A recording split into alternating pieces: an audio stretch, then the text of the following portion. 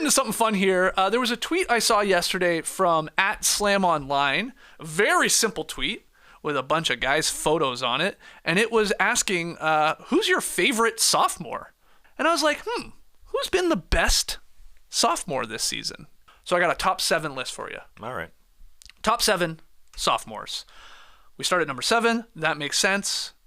I know you were in the dock this morning. You probably saw me change this name like 12 times. Mm-hmm. I did not know who to put at number 7. I think you had this name in yesterday, and then you took it out and you said... I took it out and I rotated in like literally 10 names. Okay, so I had Keegan Murray here in this spot. Ooh. But he can't shoot right now. He's struggling this year. I had Shaden Sharp in this spot. His stats feel a little empty on a team that poor. And I love him. And he's going to be a star. I believe that. But I took him out. I had one of the big guys in here, like a Walker Kessler or a Jalen Duren. They have played a lot of less games than most of these guys, so I took them out. I had Jeremy Sohan here. Oh, yeah. He's been pressed into a tough role. But he's playing well. He's playing okay. I had a teammate, Andrew Nemhard, in here. Can't shoot. But I went with Benedict Mathurin for the number 7 slot here. He's averaging 13, 4, and 2. Okay, it's not going to wow you. Some of these guys' stats are not going to blow you away here. But Mathurin started the first 12 games of the season. He's now moved into a bench role. It's really helped his efficiency a bit. And he's contributing to a winning team there in Indiana.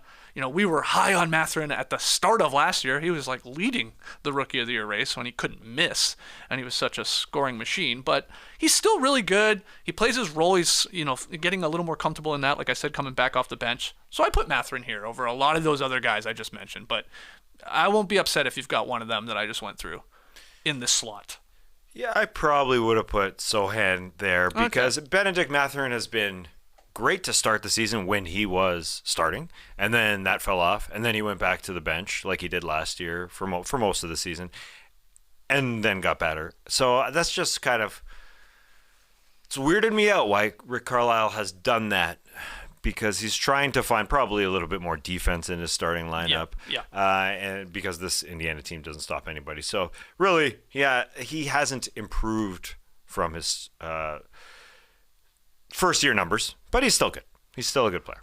Number 6 on my list, Dyson Daniels. I love the vacuum. Yeah. You know his brother's name is Dash? No. Apparently he's a good prospect. I think he's a really young kid, but apparently he's going to make the league. Dash Daniels. What's that? Dash and Dyson Daniels. He must be fast. Pretty cool. Yeah, I hope so. D-A-S-H? I think so. Yeah. Just a dash of speed from this kid. I think we can make a reindeer short out of that. Taz is already writing the poems. So Dyson Daniels, okay, again, his numbers are not going to blow you away. I get that. He's averaging basically 8, 5, and 4. But he's on this list because the Aussie plays some defense. Off ball, this guy, very disruptive. He is clogging passing lanes, driving lanes. He's very, very active. He leads all sophomores in steals at 1.6 per game. Dyson Daniels needs to add more offense. He needs to add some shooting and, a little more consistency on that end. True. But he's only 20. I think that could come, and I think he'll get there. And he is a winning player. He's, fairly high in the win shares when you're looking at the sophomores. He was slotted in as a starter there, replacing some of the injured guys on the Pelicans. So I wanted Dyson Daniels on here. Are you upset with that? No, I love Dyson Daniels. Okay. Watching him, and the reason why he's got so many starts this season is because the Pelicans, we just talked about C.J. McCollum coming back. They have so many injuries, and now Alvarado, et cetera. Mm-hmm. But he's filled in. But his three-point shot, is a little bit lacking. Yeah, he can't shoot. It's got to happen in the offseason. Just learn. He's got the D down in the 3 and D. Yes. He does not have the 3 down.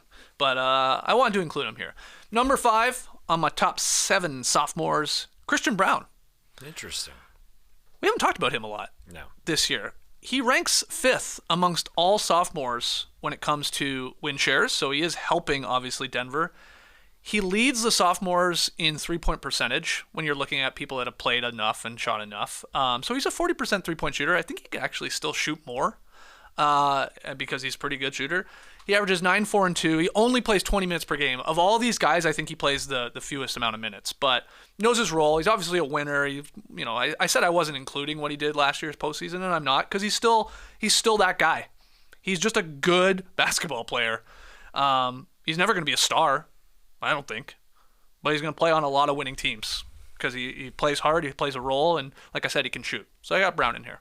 Yeah, coming off the Nuggets bench, a lot of people wondering, well, they lost Bruce Brown. They lost Jeff Green.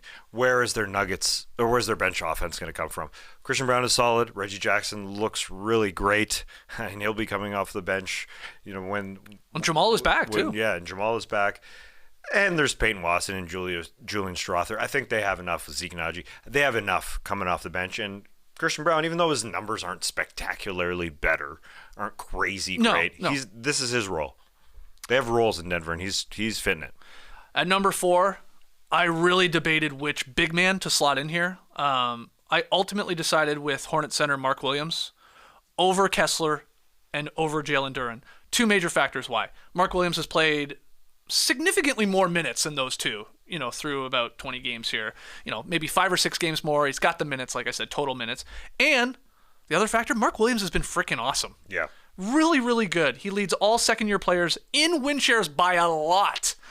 He's averaging 13 and 10. He shoots 67% from the field. He chips in nearly a block and a steal per game. And he is a terror on the offensive glass. He is 3rd in the league, Tass, when it comes to total offensive rebounds. I think he's behind Mitchell Robinson and Clint Capella. Mark Williams, obviously now getting a bit of an opportunity there on the Hornets.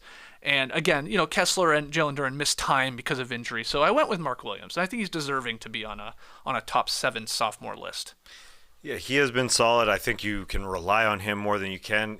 Jalen Duren, Walker Kessler, so far this season because of injury, as you said. And the Walker Kessler scenario is very interesting because they have Larry Markkinen, they have John Collins. Walker Kessler comes off the bench at times. Yeah. That's a very interesting big man rotation there. They got to make a move, I assume, by February, but we shall see. I do think, if I were to do this exercise in 2 months, 3 months, I think Kessler will be on the list. I think he'll be back into more of a role there. Didn't he have 6 blocks, I think, even last night? That's what he does. Yeah, he'll start, sort of rounding into shape here. So I think he'll be on the list. But averaging right 2.5 blocks a season.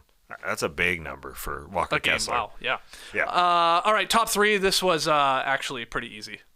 Number 3, Jabari Smith Jr. with the Rockets. Yeah, it's getting easier now. These guys are... Yeah, 3-2-1 was not hard. Smith is just super steady.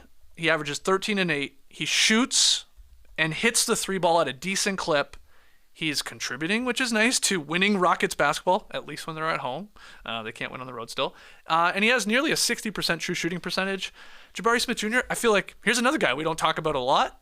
He's sort of gone under the radar. It's been a lot of when we're talking about the Rockets, Şengün looking amazing. Jalen Green has his games and his moments. And then these new guys that have come in here, in Brooks, in Van Vliet, in Jeff Green, that have contributed to them getting some wins. But he's been really, like I just went through, steady. Again, not going to wow you. He's not making an all-star team this year or anything, but I think he's number 3. I think it's a great pick, even though, when you talk about the Rockets, you're talking about the guys who produce a little bit more, or the big name acquisitions during free agency in Van Vliet and Dylan Brooks. But this guy can play, and it's not just a decent percentage at the 3-point line. It's above average. Yeah. It's what is it, 37? 37. The guy can shoot it every time he touches the ball. He was a great shooter last year when he made those wild game winners. This guy can play. This is a solid team. And yes, we don't talk about the Rockets and each one of their top 5 guys enough. Maybe because we sort of underestimate how good they are. They are a really good team. Even though they're just 500 and they've lost some games on the road, they've been in every game on the road. They have been tough performances, and this guy is going to be in the league for a long time. He's so good as a rook last year, and he looks even better now. At number 2, J-Dub, Jalen Williams with OKC. He's a future NBA champion. You know it, and I know it. So he missed a few games last week.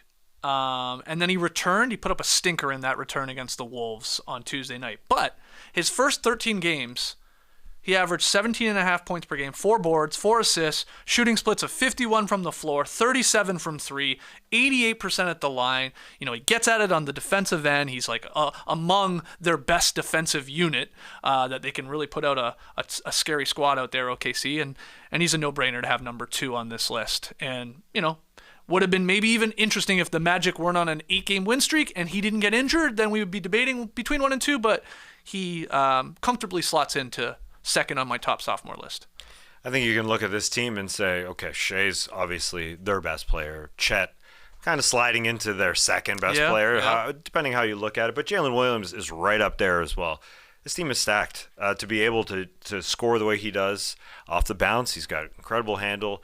And as you said, he is a great shooter, although it hasn't been happening from three-point land. I think you can just rely on this guy a ton. Like you said, championship, sure. If he is your third best player moving forward in this league, you are feeling really good, I think, about your team. Yeah, that's fair. And still being really young.